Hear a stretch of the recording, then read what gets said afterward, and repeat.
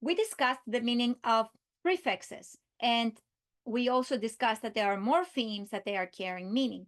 We also commented on suffixes.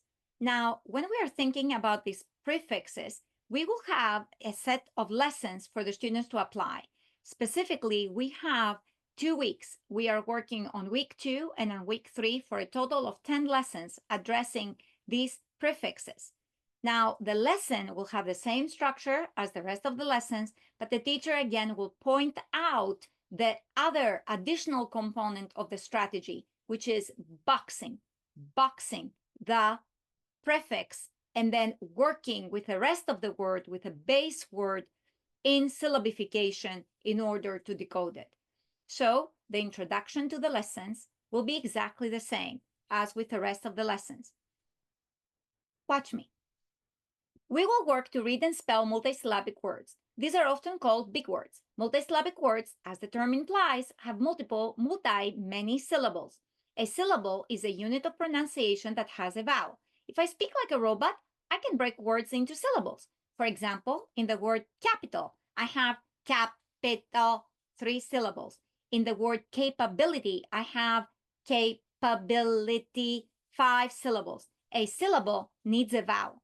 Today, we will work with prefixes and base words. A prefix is a part that carries meaning and appears at the beginning of a base word. A base word is a word that can stand alone in speech. The two together make new meanings. Remember, big words consist of smaller parts called syllables. If we know how to read and spell those syllables, we can read and spell multisyllabic words. We have learned the 6 syllable types. We will be flexible in their application. Remember, a syllable needs a vowel. Today, we will work with prefixes. So a prefix is an affix, meaning that we can attach it to a word to change its meaning. A prefix is a morpheme that will be at the beginning of a word. When a prefix is added to a word, it makes a new word as it carries meaning. We will work with the prefixes an, mis, and dis. An, mis, dis. An means not. For example, in the word unbutton, un means not to button. So when we add it to button, it means to undo the button. Dis means apart from or opposite of. For example, in the word disorder, dis means apart from order, the opposite of order, not in order. Mis means wrong. For example, in the word mislead, it means to lead someone to the wrong direction. So we will use our strategy. When we see a prefix, we will draw a box around it. We'll box it. Then we have the base word. Remember, a syllable needs a vowel. When we have a vowel team, we underline the vowel team. When we have the silent E, we underline the vowel that says its name. We put a dot on the silent E. When we see the consonantal E, we underline the consonantal E. When we see a compound word, we look for the word parts. We should be flexible when working with syllables and read the words with a prefix and the base word. We should be thinking of the meaning of a word when working with a prefix and how the meaning of that base word will change. So, we will now practice reading words. Let me write this word. Here is this word. Oh, I will box the prefix an because I recognize it. I will underline the vowel. I have one vowel, one syllable in my base word. And the word now is undress. Undress. Undress will mean the opposite of dress. So to take off the clothes, you sometimes have to address at the doctor's office. Undress. Let me try another word.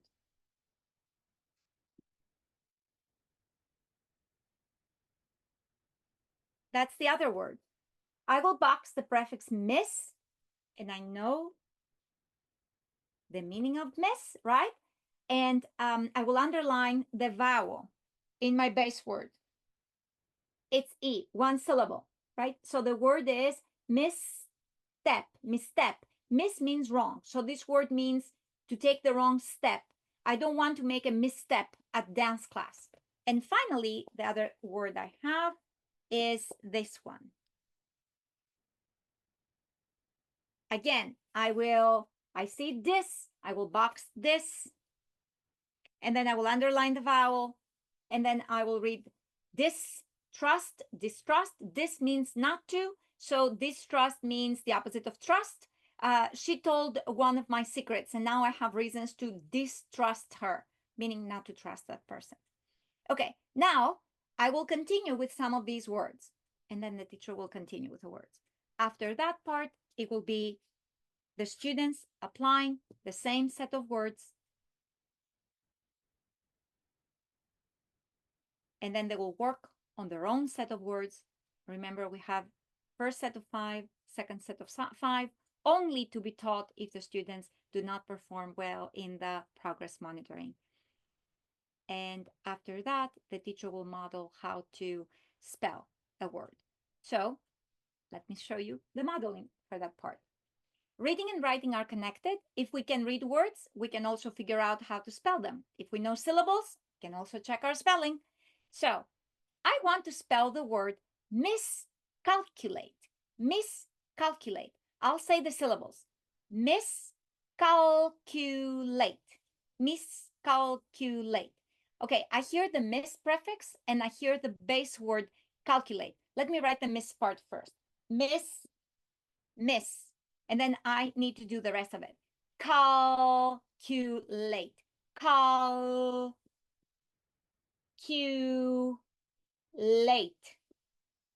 Calculate. Now, the teacher at this point will check the vowels and check the syllables and then check the meaning.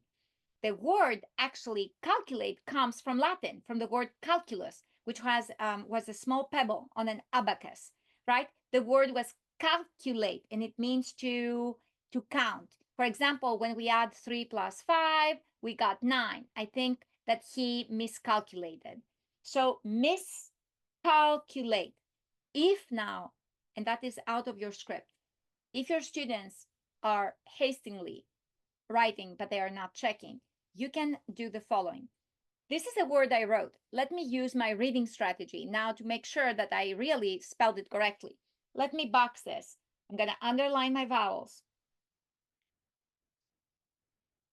And now I am going to try to accurately break and read. Closed syllable, open syllable, silent E. Miscalculate. So because I knew my syllable types, but I applied my syllabification process, I was able to confirm that I spelled the word correctly. So the word is miscalculate.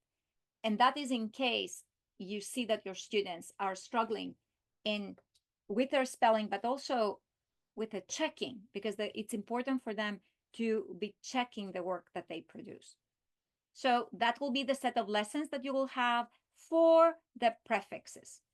And then after that, you will be working with suffixes in a very similar structure in which you, again, identify the suffix, and then you are working with a base word. And at this point, you will have access to, in the next steps, to the actual lessons so you can practice them.